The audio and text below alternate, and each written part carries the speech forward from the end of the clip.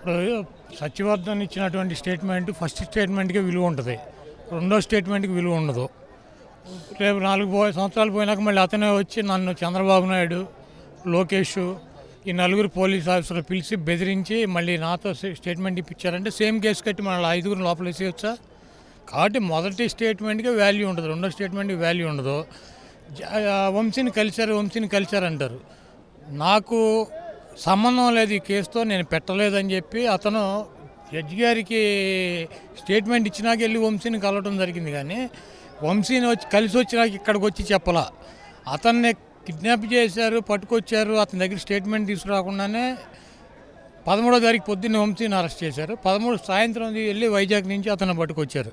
కాబట్టి ఇది పక్కగా fake and false case. Chandrababu నాయుడుకి కానీ, లోకేష్కి కానీ, తెలుగుదేశం పార్టీకి కానీ, ఎల్లో మీడియాకి కానీ, వంశీని కానీ, నన్ను కానీ, మా పార్టీలో ఉన్నటువంటి పేరునాని కానీ, జోగిని కానీ కొంతమందిని ఏదో రకంగా లోపలేయాలని చెప్పి ఆతృతతో కొట్టుకుంటున్నారు. కింద పడి గిలగిలగిల సాయంత్రం డిబేట్లు పెట్టి ఈ కేసు ఉంది, ఆ కేసు ఉంది, తొప్పని తోటకూర ఉందని చెప్పి. కాబట్టి మమ్మల్ని లోపలేయాలని చెప్పి వాళ్ళు డిసైడ్ అయ్యారు. ఏదో ఫాల్స్ కేసో, పనికొచ్చే కేసో, పనికిరాని కేసో ముందు బెయిల్ రాకుండా 10 రోజులు, 20 రోజులు, నెల రోజులు, 2 నెలలు ఉంచాలి లోపల. ఆ కేసు నిలబడదు అన్నది వాళ్ళకి సంబంధం లేదు.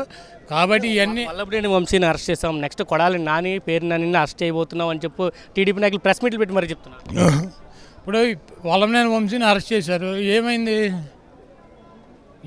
వంశీ అని చచ్చిపోయాడా?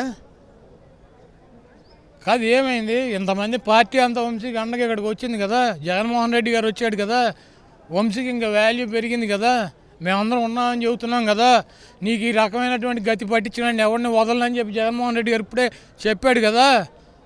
ఏమైంది?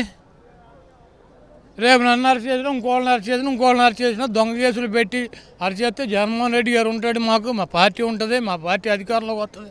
వదలని చెప్పి ఆయన చెబుతున్నాడు కదా, 2.0 చూపిస్తానని చెబుతున్నాడు కదా. కంగారే ఉంది, ముందున్న ముసళ్ళ పండుగ చూద్దాం. అరెస్ట్ చేయమని జైల్లోకి జగన్మోహన్ రెడ్డి గారు కలుస్తున్నారు అని తెలిసిన సందర్భంలో మొత్తం పోలీసులు బారికేడ్లు పెట్టారు. ఒక్క కార్యకర్త కూడా రాకుండా పూర్తిగా కట్టడి చేస్తామని చెప్పిన మీడియాని కూడా అలౌ చేయలేని పరిస్థితి.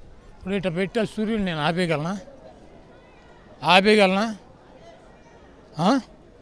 ఇవన్నీ పొగడి కార్యక్రమాలు చేస్తూ ఉంటారు. ఇవన్నీ పట్టించుకోవాల్సిన అవసరం లేదు.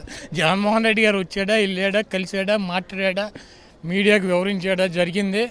ఈ దొంగ కేసులు పెట్టి ఫాల్స్ కేసులు పెట్టిన వాళ్ళకి గతి ఏం పట్టిస్తానన్నది క్లియర్గా చెప్పాడు కదా ఆయన. ఇంకేం మాకు చాలు. అది ఏది కూడా మర్చిపోయే ప్రసక్తి ఉండదు. అట్టు పెట్టిన వాళ్ళకి 2.5, 2.5, 3 వాళ్ళ స్థాయిని బట్టి తప్పకుండా పెడతానని చెప్పి జగన్మోహన్ రెడ్డి గారు చెప్పాడు. మాకు చాలు, మేము చచ్చేదాకా జగన్మోహన్ రెడ్డి గారే మాకు. మేము చావుటాకైనా సరే సిద్ధమే, కానీ జగన్మోహన్ రెడ్డి గారిని వదిలే ప్రసక్తి ఉండదు. జగన్ ఈ రాష్ట్రానికి ముఖ్యమంత్రి అవ్వాలి. జగన్మోహన్ రెడ్డి గారి పాలనలో పేద ప్రజల సంక్షేమానికి, అభివృద్ధికి నోచుకోవాలి. అట్టాగి ఈ దొంగలో ఇటువంటి అక్రమ కేసులు పెట్టిన వాళ్ళనే ఇటువంటి జైళ్ళల్లో జీవితకాలం ఉంచుతాం.